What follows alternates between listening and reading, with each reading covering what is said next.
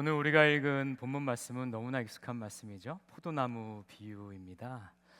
예수님께서는 이 비유의 말씀을 통해서 예수님과 하나님과 우리의 관계를 정의해 주고 계십니다. 예수님은 포도나무시죠. 하나님은 농부세요. 근데 이제 원어적으로 보면 농부보다는 포도원 주인에 좀 더 가깝습니다. 그러니까 vine dresser라고 보시면 좋을 것 같아요. 저희는 가지에 붙어 있는, 죄송합니다, 나무에 붙어 있는 가지인 것이죠. 그래서 가지는 나무와는 뗄래야 뗄 수 없는 관계입니다. 만약에 가지가 나무에서 분리되면 가지는 죽어버리죠. 그렇죠? 그게 우리와 예수님의 관계라고 말씀하시는 거죠. 또 하나는요, 아버지, 포도원 주인은 가지를 어떻게 평가하느냐? 나무와 얼마나 붙어 있느냐, 나무 안에서 얼마나 좋은 열매를 맺느냐 라는 걸 통해서 보신다는 거예요. 그래서 하나님은 예수님을 통해서 우리를 보시고 또 평가하시고 심판하신다는 것을 나타내주고 있습니다. 그러니까 이 비유 안에는 묵상할 거리가 굉장히 많습니다. 근데 이제 먼저 예수님께서는 그때 당시에 이스라엘에 보면 올리브 나무도 많았고 무화과 나무도 나왔고 뭐 대추야자 열매도 많았어요. 근데 하필이면 왜 포도나무라고 당신을 비유하셨을지를 성경적 배경으로 좀 알아볼 필요가 있습니다. 포도나무는요, 구약에서는 이스라엘을 상징해요. 하나님께서 친히 심으신 나무가 포도나무예요. 그런데 특별히 그 하나님이 심으신 나무가 하나님께 범죄함으로 말미암아 타락해버린 나무를 부를 때 포도나무라고 불렀어요. 특별히 그렇게 불렀어요. 예를 들어 볼게요. 이사야 5장 2절 말씀입니다. 하나님의 말씀이에요. 극상품 포도나무를 심었도다. 좋은 포도 맺기를 바랬더니 뭐라고요? 들포도를 맺었도다. 또 예레미야 2장 21절 말씀입니다. 내가 너를 순종한 참종자 곧 귀한 포도나무로 심었거늘 내게 대하여 이방 포도나무의 악한 가지가 되면 어찌됨이냐. 그래서 포도나무는요, 구약시대 때 타락한 이스라엘을 불렀던 단어예요. 그런데 이 말씀이 시편 80편으로 넘어가게 되면서 이 시편 기자가 이 타락한 포도나무 이스라엘을 좀 회복시켜 달라고 하나님께 간청하는 내용이 나옵니다. 주께서 심은 귀한 포도나무가 지금 들포도가 되었습니다. 지금 이게 이방 포도나무의 악한 가지가 되었습니다. 그러니 주님 좀 회복시켜 주십시오. 14절 말씀입니다.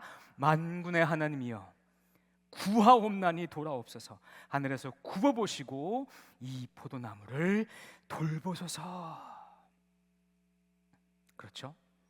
그런데 더 놀라운 건요, 여기에 이 포도나무를 회복시킬 한 존재가 나타나는데 거기에서 그분이 누구냐면 인자, Son of Man 이란 단어가 나와요. 17절 말씀입니다. 주의 오른쪽에 있는 자 곧 주를 위하여 힘있게 하신 인자에게 주의 손을 얹으소서. 여러분, 타락한 이스라엘 포도나무를 회복시키는데 주의 오른편에 있는 인자가 필요하답니다. 이게 누구십니까? 예수 그리스도이신 거죠. 예수 그리스도이신 거죠. 이러한 컨텍스트 안에서 예수님께서 나는 포도나무요 너희는 가지다 라고 말씀하신 것을 다시 한번 우리가 묵상해 보면요, 내가 타락한 이스라엘을 회복시키기 위해서 참 이스라엘이 되었다. 가지인 너희는 내게 붙어임으로 있음으로 말미암아서 원래 극상품 포도나무로 회복되거라 라고 명령하시는 거예요. 이해되시죠? 자, 그럼 이제 이러한 배경 가운데 비유의 내용 하나하나씩 좀 들어가 보도록 하겠습니다. 여러분, 가지가 열매 맺는 원리는 참 단순합니다. 그렇죠? 가지는요, 포도나무에 제대로 붙어만 있으면 열매를 맺습니다. 이게 오늘 설교의 제목이에요. 우리 한번 같이 한번 읽어볼까요? 시작. 그가 내 안에, 내가 그 안에. 그렇습니다. 그가 내 안에, 내가 그 안에. 예수님께서요, 지금 오늘 저희가 7절 읽었는데 7절밖에 안 되는 짧은 구절 가운데 이와 관련된 말씀을 3번이나 반복하세요. 4절에서는 내 안에 거라, 나도 너희 안에 거하리라. 5절이 오늘 제목입니다. 그가 내 안에, 내가 그 안에. 7절입니다. 너희가 내 안에 거하고 내 말이 너희 안에 거하면. 보이십니까? 자, 이것을 저는 예수님과 그리스도인의 상호 거주라고 부르겠습니다. 상호 거주요. 상호 거주. 함께 같이 있어야 되니까. 자, 그 중에서 먼저 그러면 예수님께서 내 안에 거하시는 것을 좀 봅시다. 예수님이 내 안에 거하십니다. 이것은 예수님의 역할입니다. 예수님이 하실 역할이에요. 자, 먼저 그 방법을 얘기하시는데 오늘 말씀은 요한복음 15장이었는데요. 요한복음 14장에서 예수님께서 반복해서 강조하신 게 있습니다. 내가 너희 안에 있을 거야. 내가 떠나지만 너희 안에 있을 거야. 어떻게? 성령의 내주하심을 통해서. 예수님이 우리 안에 거하시는 것은요, 성령의 내주하심을 통해서 거하시는 거예요. 그래서 예수님은 지금 하나님의 보좌 우편에 계시지만 성령의 내주하심을 통해서 저와 여러분 안에도 거하시는 줄 믿으시기 바랍니다. 아멘. 그러고 나서 예수님께서 오늘 15장으로 넘어오시면서 본문 말씀에는 또 한 가지 방법을 얘기하시는데 그게 뭐냐면 말씀을 통해서입니다. 내 말이 너희 안에 거하면. 말씀을 통해서 얘기하시는 겁니다. 예수님이요, 요한복음 1장은 로고스, 말씀이라고 얘기하세요. 그렇죠? 그 말씀 되신 예수님께서 말씀을 통해 거하신다고요. 이것이 다 연결되어 있어요. 왜 연결되어 있느냐? 성령님이 내주하시면서 우리에게 누구의 말씀을 증거하시는 분이십니까? 예수 그리스도의 말씀을 증거하시는 분이세요. 요한복음 14장 26절 말씀입니다. 보혜사 곧 아버지께서 내 이름으로 보내실 성령, 그가 너에게 모든 것을 가르치시고 누가요? 내가 너에게 말한 모든 것을 생각나게 하리라. 그래서 성령이 내주하시면 예수님의 말씀이 떠올라요. 예수님의 말씀이 깨달아져요. 우리가 성경 말씀을 읽으면 성령님께서 그 말씀을 조명해 주심으로 그 말씀의 깊은 내용들을 깨닫게 돼요. 그것이 예수님의 말씀인 거예요. 그래서 이 말씀을 보면 삼위일체 하나님의 이 상호 유기적인 활동을 통해서 예수님께서 지금도 우리 가운데 살아 계시는 것입니다. 이 말씀은 예수님께서 약속하신 대로 보혜사 성령이 내려오심으로 이미 완성된 시스템이고요, 지금도 현재 진행형으로 진행되고 있는 시스템입니다. 자, 이제 그러면 예수님이 우리 안에 거하시는 것은 알았어요. 그럼 우리도 예수님 안에 거해야 할 거 아니에요. 우리도 예수님 안에 거해야 할 거 아니에요. 그게 상호 거주 아니겠습니까? 저는 이것을 3단어로 설명을 좀 하겠습니다. 묵상, 순복, 순종입니다. 묵상은요, 말씀 되신 예수님, 성경 말씀을 계속해서 읊조리는 거예요. 그러면서 예수님의 본을 보고 예수님의 말씀을 보고 예수님의 생각과 예수님의 성품을 계속해서 묵상하는 겁니다. 그러면 내 생각과 예수님의 생각이 달라요. 그게 보입니다. 그러면 내 생각을 옮겨서 예수님 생각에 맞추는 거예요. 이것이 순복입니다. 순복은 마음을 맞춰 나가는 겁니다. 나의 것을 버리고 예수님께로 맞추는 거예요. 마음의 방향타를 주님께 맞춰버리는 겁니다. 그럼 순종은 뭐냐? 순복한 그 방향을 끝까지 행하는 거예요. 끝까지 행하는 거예요.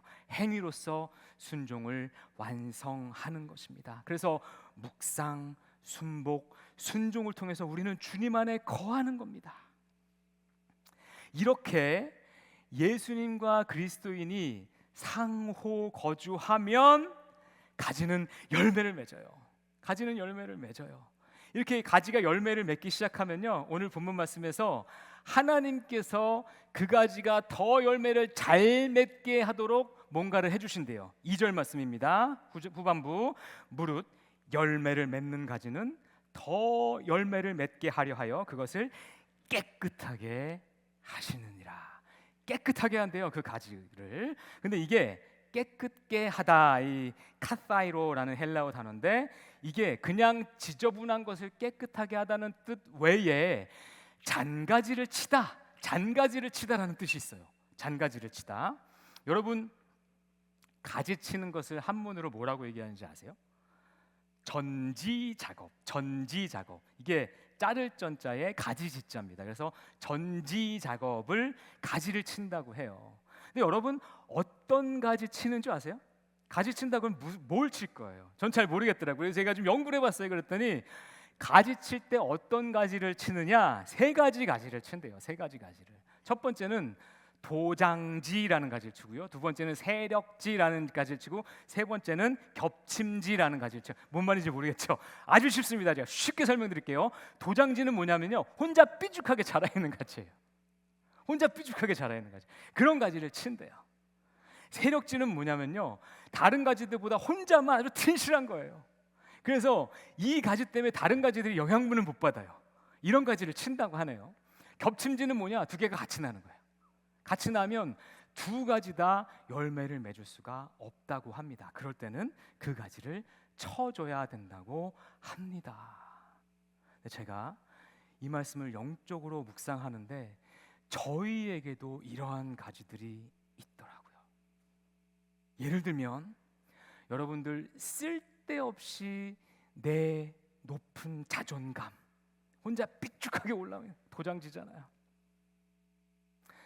여러분, 예수님이 우리 안에 주인이 되셔야 되는데 예수님 말고 다른 주인을 두고 있는 게 있잖아요. 세력지잖아요. 그것 때문에 예수님이 힘을 못 쓰시죠. 겹침지. 우리는 한 마음으로 예수님께 나아가야 되는데 한 발은 예수님께, 다른 발은 세상 가운데 두고 있는 것이 겹침지지 않겠습니까? 그래서 하나님께서는 우리가 더 좋은 열매 맺는 신앙인이 되게 하시기 위해서 이러한 가지들을 전지 작업을 하신다는 거예요. 가지를 쳐준다는 거예요. 이게 깨끗이 한다는 거예요. 제가요, 아재 개그를 좀 좋아합니다. 한 번만 하게 해주세요. 전지하신 하나님이 전지 작업의 왕이십니다. 아멘. 우리 아버지가요, 우리 가지치기에 최고세요. 부끄러움은 여러분의 몫입니다. 그런데 그 방법이 뭐냐? 훈련을 통해서요. 그래서 하나님은 우리에게 훈련을 보내셔서 우리 신앙의 잔가지들을 제거해 주십니다. 광야를 보내시기도 하시고요, 폭풍우를 보내기도 하셔서 우리의 그런 부분을 다듬어 나가시는 거예요. 지나치게 자의식이 셌던 것도 좀 치시기도 하시고, 또 옛 습관 남아있는 것들도 좀 제거하시기도 하시고, 내 마음 가운데 예수님 아닌 다른 우상의 것들도 깨끗이 씻어버리시기도 하시는 거예요. 그러면 우리가 더 좋은 열매, 더 많은 열매를 맺는 가지가 되는 겁니다. 할렐루야. 여러분, 그래서 영적 거인은요, 나무가 큰 것이 영적 거인이라기보다는 잔가지가 제거된 것이 영적 거인이에요. 그래서 영적 거인 너무 부러워만 하지 마세요. 그 인생에는 풍파가 많았어요. 근데 그 풍파가 아름답게 열매 맺은 것이죠. 하나님의 훈련은 그 당시에는 씁니다. 하지만 그것을 이겨내고 나면 우리 인격과 삶에 참다운 성화의 모습이 나타나게 하는 하나님의 축복입니다. 이러한 훈련은 때로는 고난으로 오기도 하고요, 때로는 징계로 오기도 합니다. 그래서 우리 그리스도인들은 하나님이 보내신 고난과 징계를 만났을 때 실망하기보다는 오히려 내가 이것을 통해서 더 좋은 가지, 더 아름다운 열매 맺는 가지가 되겠다고 소망하며 인내해야 되는 필요가 여기에 있는 것입니다. 아멘. 자, 오늘 본문 말씀에 우리가 놓치기 쉬운 한 가지가 있어요. 그게 뭐냐면, 어떤 가지는요, 포도나무에 붙어 있는데도 열매가 안 맺혀요. 2절 말씀입니다. 무릇 내게 붙어 있어 열매를 맺지 아니하는 가지는 아버지께서 그것을 제거해 버리시고. 근데 요 말을 직역하면 열매를 맺지 않는 내 안의 가지라는 뜻이에요. 그러니까 내 안에는 있어요. 그런데 열매는 안 맺어요. 분명히 예수님께 붙어 있어요. 그런데 열매는 맺지 않는 가지예요. 어떻게 예수님께 붙어 있는데 열매를 맺지 않을 수 있는가? 이것이 학자들 사이에서도 논쟁이 있었던 부분이에요. 논쟁이 있었던 부분이에요. 근데 결론은 안타깝게도 그럴 수 있다라는 겁니다. 그럴 수 있다라는 거예요. 그래서 오늘 말씀에서도 예수님께서 분명하게 말씀하시지 않습니까? 어떤 가지는 붙어 있는데 열매를 맺지 않는다. 이러한 가지를 우리가 영적으로 보자면요, 겉으로는 믿음이 있는데 형식적인 믿음인 거예요. 형식적인 믿음인 거예요. 그래서 내 안에 인격적인 변화도 삶의 열매도 전혀 맺혀지지 않는 열매입니다. 그런 가지예요. 근데 오늘 말씀이 더 충격적인 게 뭐냐면, 이러한 가지를 아버지께서 제거하신대요. 잘라버리신대요. 그러면 그 가지들은 나무에서부터 떨어져 나가게 되니까 다 말라버리게 되고, 6절 말씀 보니까 사람들이 뭐하다가 어떻게 해요? 불에 던져 삶는데요. 따라서 우리가 포도나무 가지 비유를 기억하면서 두 가지를 꼭 좀 기억했으면 좋겠습니다. 첫 번째는 뭐냐면, 우리가 지금까지 익숙하게 알고 있었던 겁니다. 가지는 포도나무에 붙어야 열매를 맺습니다. 가지는 혼자서 열매 못 맺어요. 왜냐? 그 열매가 나무의 열매이기 때문에 그래요. 가지의 열매가 아니라. 그래서 가지는 나무가 주는 영양분을 받아서 나무의 열매를 맺는 거예요. 가지는 나무에 붙어야지 열매 맺어요. 이게 첫 번째입니다. 그럼 두 번째는 뭐냐?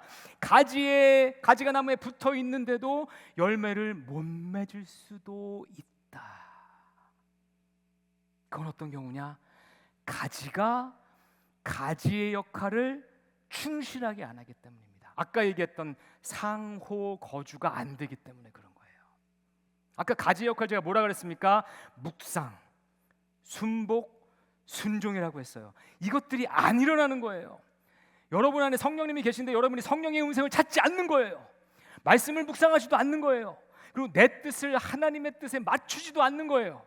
그 순종하는 것도 소홀히 하는 거예요. 그렇게 하다 보면 나는 예수님께 붙어 있다고 생각하는데 내 안에는 열매가 하나도 맺히지 않는 겁니다.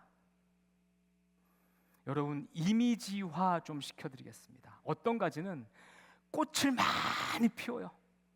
어떤 가지는 열매를 잘 맺습니다. 이 두 가지를 한번 이미지로 한번 비교해 보겠습니다. 꽃은요, 화려합니다. 열매는요, 아름답지만 꽃만큼 화려하지는 않습니다. 꽃은요, 비교적 단기간에 피고 집니다. 열매는요, 인고의 시간이 필요합니다. 꽃은요, 끝이 아름답지 않아요. 떨어지면 참 아름답지 않아요. 열매는 그 끝이 답니다. 그래서 열매 맺는 신앙과 꽃만 맺는 신앙을 이렇게 비교하고 싶어요. 꽃만 맺는 신앙은 화려하고요, 주목받고요, 한때는 왕성해요. 그런데 곧 시들어버려요.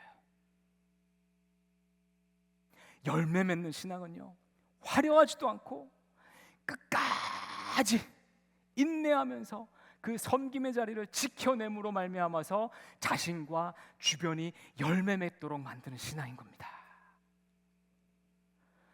여러분, 우리 신앙의 핵심이 어디에 있습니까? 열매 맺는 데 있어요. 꽃만 맺는 데 있는 게 아닙니다. 열매를 맺어야 돼요.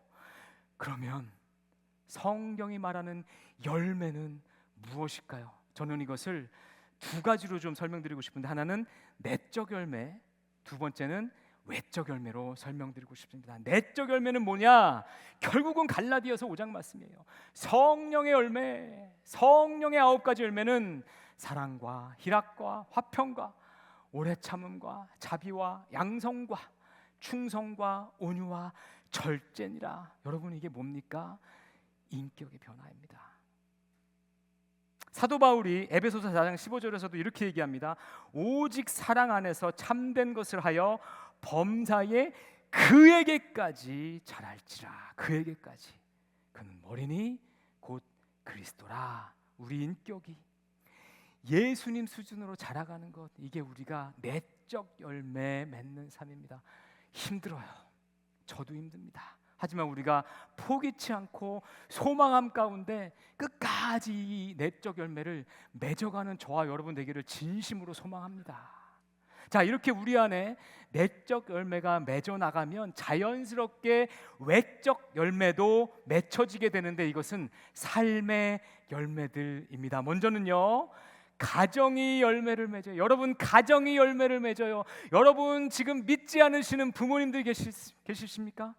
이분들을 위해서 평생을 기도하고 있는데 하나님의 은혜로 그분들 생을 마감하시기 전에 은혜로 예수 그리스도를 영접하는 일이 벌어지게 됩니다. 할렐루야. 여러분들 자녀들을 위해서 정말 열심히 기도하고 있습니까? 눈물 흘려 기도하고 있습니까?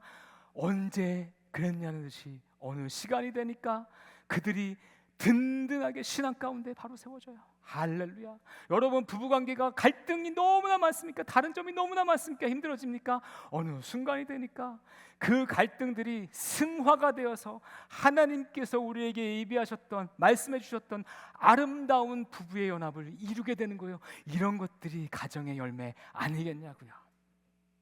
여러분으로 말미암아서 교회도 열매를 맺습니다. 교회도 열매를 맺습니다. 제가 우리 이제 청년부를 담당하다 보니까 청년 목자를 보면서 참 이게 열매다라고 느꼈던 것을 한번 좀 나눠보도록 하겠습니다. 이 친구가 2년 동안 목자로 섬겼어요. 저희 청년부는요, 매주 목장 모임을 합니다. 그래서 목자와 목원 간의 관계가 굉장히 친밀해야 돼요. 근데 이 친구는 처음에 목자를 담당하게 되니까 굉장히 하고 싶었던 게 많아요. 이것도 해야지, 저것도 해야지 하면서 계획을 많이 갖고 왔어요. 그런데 여러분들, 목자만 그렇잖아요. 목원분들은 시큰둥하잖아요. 그러니까 이게 거리가 있는 거예요. 갭이 있는 거예요. 안 따라와 주는 거예요. 그러니까 6개월 동안 하다가 번아웃이 온 거예요. 번아웃이 왔어요. 그래서 잠시 겨울방학 때 이 친구가 하나님께 기도를 한 거예요. 하나님, 내가 어떻게 합니까? 그러다가 다 포기하고, 하려고 했던 계획 다 포기하고, 오직 답은 기도밖에 없다 라고 이 친구 생각한 거예요. 그래서 정말로 그 친구가 목원들 한 명 한 명을 놓고 계속해서 기도하는 목자가 됐어요. 근데요, 정말 이 기도가 땅에 떨어지지 않는 걸 제가 직접 목격했지 않습니까? 여러분, 제가 목장 모임을 하면 같이 들어가 봐요. 들어가 보면요, 저는 여러 목장을 보다가 갔기 때문에 목장에서 냄새 풍기는 게 달라요.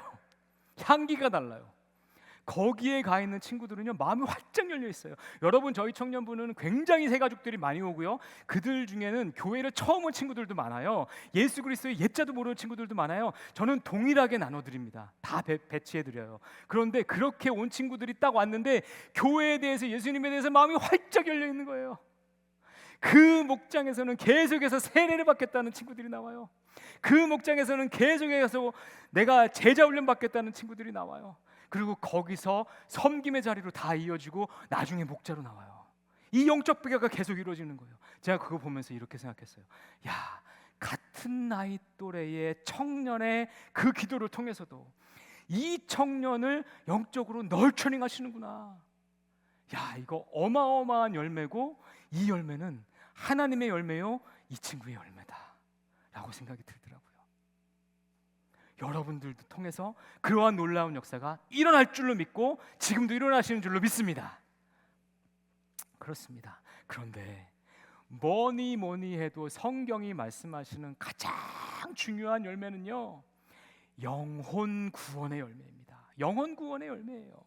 자, 로마서 16장 5절 말씀을 제가 읽어드릴게요. 내가 사랑하는 에베네도에게 문안하라. 그는 아시아에서 그리스도께 처음 맺은 열매니라. 바울이 이렇게 설명하는 거예요. 내가 사랑하는 에베네도가 있는데 그들에게 좀 로마 교회가 좀 인사를 좀 해줘. 그가 누구냐? 아시아에서 그리스도께 처음 맺은 나의 열매야. 할렐루야. 여러분을 통해서 영혼 구원의 역사가 일어나면 그분들이 여러분의 가장 값진 열매가 되는 줄 믿으시기 바랍니다. 여러분들 하나님 앞에 서게 되십니까? 하나님께서 가장 카운트하시는 열매는 여러분을 통한 영혼 구원의 열매입니다. 할렐루야, 할렐루야. 이런 말이 있습니다. 전도는 매력의 감염이다. 만약에 여러분의 삶의 모습이, 여러분의 일터에서의 모습이 정말로 매력적인 거예요. 그래서 믿는 자든 믿지 않는 자든 여러분을 통해서 도대체 저분은 어떻게 저렇게 살지? 궁금증이 생겨요. 와서 물어보는 거예요. 어떻게 당신은 그렇게 사십니까? 내 안에 주님이 계셔서 그렇습니다. 당신도 주님 진짜로 만나면 그렇게 될 것입니다. 이런 역사가 일어나면 여러분의 삶의 터전이 열매 맺는 곳으로 변화되는 것이죠. 할렐루야. 이게 열매 아니겠습니까? 제가 오늘 설교를 준비하면서 초등학교 때 우리 여름 성경학교 했던 기억 나시죠? 네, 여름 성경학교 다닐 때 출석부를 포도나무 출석부를 했던 게 기억이 나더라고요. 이렇게 생겼을 거예요. 네. 한번 띄워주시죠. 네. 이렇게. 저게 한 번 참석할 때마다 포도 알갱이를 하나씩 붙여줘요, 스티커로. 제가 그때 당시에 요거 붙이는 게 아주 재밌었어요. 제가 1학년 때였던 것 같아요. 그래가지고 그걸 붙이겠다고 한 번도 안 빠지고 가가지고 탁 이렇게 붙인 거예요. 나는 고지식 해가지고 이거 하나라도 빼뜨리면 큰일 나는 줄 알았어요. 그래서 이제 한 수요일이나 목요일쯤 됐는데 아이쿠야, 제가 이 출석부를 잃어버렸네. 저는 정말 세상이 무너지는 줄 알고 울고 있었습니다. 그랬더니 그것을 보시고 어머니가 안타깝게 생각해서 제 손을 잡고 선생님한테 가가지고 선생님 하나만 더 만들어주세요 그랬던 거예요. 그래가지고 선생님이 하나 다시 만들어주는데 저는 그때까지 다 채웠거든요. 근데 2개를 빼고 주시는 거야. 그래서 선생님 아니라고, 저 여기도 붙여주세요, 여기도 붙여주세요 해가지고 다 붙였어요. 그랬더니 아마 그 선생님이 아이고야, 초등학교 1학년짜리가 눈 동글동글하게 하고 와가지고 붙여달라고 하니까 귀여워서라도 다 붙여주셨을 거예요. 그걸 다 붙여가지고 왔어요.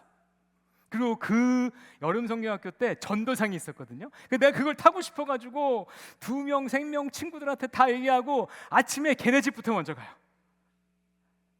안 오면 안 주거든요. 그래서 걔 데리고 와가지고 같이 가는 거예요.